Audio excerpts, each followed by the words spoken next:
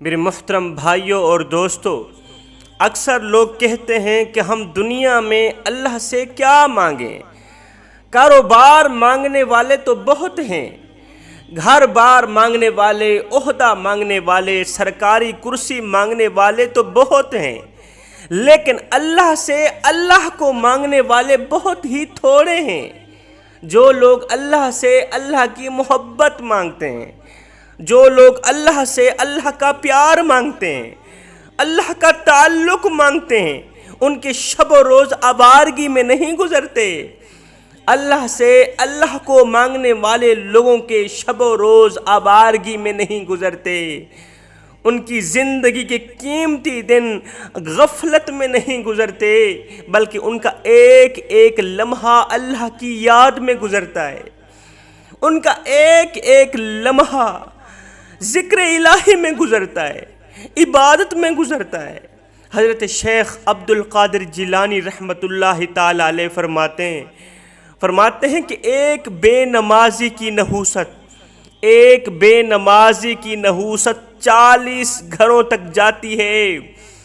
سوچنے کا مقام ہے میرے بھائیوں، جس گھر میں سارے کے سارے لوگ بے نمازی ہوں، جس گھر میں ساری کی ساری عورتیں بے نمازی رہتی ہوں، اس گھر کی نحوست کا کیا عالم ہوگا۔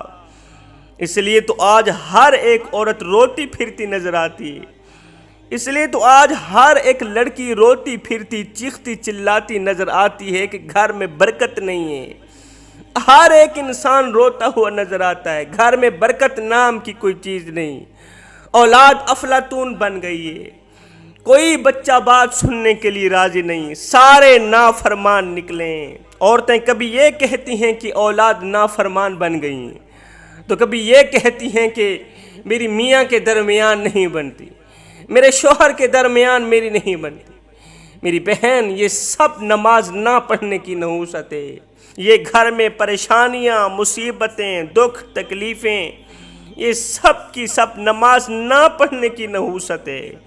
اللہ کے رسول صلی اللہ علیہ وسلم نے فرمایا کہ بے نمازی عورت جب قبر میں جائے گی، بے نمازی عورت جب اندھیری کوٹھڑی میں جائے گی، تو اللہ رب العزت اس کے اوپر ایک سانپ مسلط فرما دے گا۔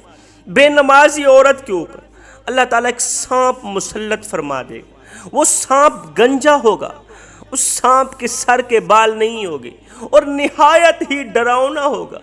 یہ گنجا سانپ بے نمازی عورت کے اوپر ایک پھونک مارے گا۔ جیسے ہی پھونک مارے گا تو اس عورت کے جسم کی ہڈیاں ٹوٹ پھوٹ جائیں گی۔ اس پھونک کے اندر سے نکلی زہر کی وجہ سے اس عورت کو تکلیف پہنچے گی۔ یہ بے نمازی عورت روئے گی، چیخے گی، چلائے گی، ہائے مجھے بچاؤ، مجھے بچاؤ۔ سوچنے کی بات ہے، سوچنے کا عالم ہے کہ قبر میں عورت اکیلی ہوگی، اس کا کوئی رشتہ دار نہیں ہوگا، کوئی فریاد سننے والا نہیں ہوگا۔ یہ مدد کے لیے سب کو پکارے گی، مگر اس کی فریاد سننے کو کوئی نہیں پہنچے گا۔ ہائے، یہ تو دنیا میں ماں باپ کی لاڈلی بچی تھی، ماں باپ نے اسے پھول کی طرح گھر میں رکھا، پھول کی طرح پالا۔ دنیا میں یہ بیچاری کسی چھپکلی کو دیکھ لیتی تو اس پر خوف طاری ہو جاتا، کسی چھپکلی کو بھی دیکھ لیتی تو اس پر خوف طاری ہو جاتا، چھوٹی سی چھوٹی چیونٹی کاٹ لیتی تو یہ درد سے روتی چیختی چلاتی، مگر ہائے جب اس کی قبر میں سانپ ہوگا، بچھو ہوں گے، جس سانپ کے بارے میں یہ بھی فرمایا گیا کہ وہ ڈراؤنا بھی ہوگا، خوفناک بھی ہوگا، گنجا بھی ہوگا، ہائے وہاں اس گڑیا کا کیا حال ہوگا، وہاں اس پھول کا کیا حال ہوگا، پھر کیا ہوگا۔ اللہ کے رسول صلی اللہ علیہ وسلم نے فرمایا ایک فرشتے کو اللہ تعالیٰ بے نمازی عورت پر مسلط فرما دے گا، جس فرشتے کے لمبے لمبے ناخن ہوں گے، لمبے لمبے دانت ہوں گے۔ مجھے بتاؤ، جن کے دانت اور ناخن اتنے لمبے ہوں گے، ان کا وجود کتنا لمبا ہوگا، اس فرشتے کا وجود کتنا لمبا ہوگا، اس کی زبان کتنی لمبی ہوگی، اس کے ہاتھ کتنے لمبے ہوں گے، جس کے ناخن اتنے لمبے ہوں گے۔ آپ کے وہم و گمان سے بھی زیادہ لمبے ہوں گے۔ اس فرشتے کی ہاتھ کی انگلیاں کتنی لمبی ہوں گی، اس کا جسم کالا سیاہ ہوگا۔ یہ ڈراؤنی شکل والا فرشتہ اپنا ہاتھ اس لڑکی کی طرف بڑھائے گا، جیسے ہی اس لڑکی کی طرف بے نمازی عورت کی طرف اپنا ہاتھ بڑھائے گا تو یہ بے نمازی عورت چیخے گی، چلائے گی، ہائے یہ شہزادی تو تیز ہوا کے چلنے سے ڈر جاتی تھی، یہ تو دروازے کی ہلنے سے ڈر جاتی تھی، یہ تو اتنی ڈرپوک تھی، مگر ہائے جب قبر کے اندر اتنا ڈراؤنا فرشتہ اس کی طرف ہاتھ بڑھائے گا، سوچئے وہاں اس لڑکی کا کیا حال ہوگا۔ رونے کے باوجود وہاں اس کی فریاد سننے والا کوئی نہیں ہوگا۔ وہ فرشتہ ایسا ہوگا کہ اس کے دل میں رحم نام کی کوئی چیز نہیں ہوگی، وہ رحم تو کرے گا ہی نہیں نا، اسے بالکل رحم نہیں آئے گا۔ جب یہ فرشتہ اس لڑکی کی طرف ہاتھ بڑھائے گا تو یہ لڑکی 70 گز اور زمین میں دھنس جائے گی۔ قبر روزانہ آواز دیتی ہے، اے میرے اوپر اکڑ اکڑ کر چلنے والو، غفلت کے قدم رکھنے والو، اکڑ اکڑ کر چلنے والو، میں تنہائی کا گھر ہوں، میں تنہائی کا گھر ہوں، ساتھی لے کر آنا۔ قبر روزانہ آواز دیتی ہے، میرے اندر اندھیرا ہی اندھیرا ہے، روشنی لے کر آنا۔ میرے اندر کیڑے ہیں، مکوڑے ہیں، خوفناک فرشتے ہیں، ان سے بچنے کے لیے، اپنی حفاظت کے لیے محفوظ اقدامات لے کر آنا۔ لہٰذا اے اسلام کی مقدس شہزادیوں، جس نے اللہ کے در پر جھکنا سیکھ لیا، جس نے اللہ کے در پر جھکنا سیکھ لیا، اسے در در کے دھکے نہیں کھانے پڑتے۔ بس کر میری بہن، اللہ سے ڈر جا، اللہ سے ڈر جا، اپنے مال پر فریفتہ نہ ہو، اپنی حیثیت پر ناز نہ کر، اپنے حسن پر ناز نہ کر، اپنی جوانی پر ناز نہ کر۔ دنیا میں کتنی بار دکھایا گیا کہ گھر میں بیٹھے بٹھائے عورتیں ذلیل ہو جاتی ہیں، سروں سے دوپٹے اتر جاتے ہیں۔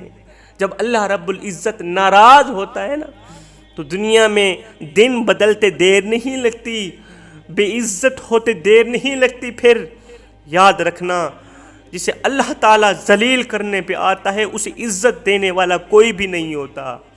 میری بہن، تو نماز پڑھ کر اپنے اللہ کو راضی کر، نماز پڑھ، اللہ کے حضور جھک کر اپنے رب کو راضی کر، ورنہ تیرے دل کا سکون چھین لیا جائے گا، تیری زندگی کی خوشیاں چھین لی جائیں گی۔ پھر کیا ہوگا؟ تیرے بال بکھرے ہوں گے، چہرے پر اداسی ہوگی، خوبصورتی بدصورتی میں تبدیل ہو جائے گی، تو روتی پھرے گی۔ آج اللہ نے تجھے خوشیاں دی، تجھے صحت دی، عزت دی، مقام دیا، تجھے حسن دیا، اللہ کا شکر ادا کیا کر۔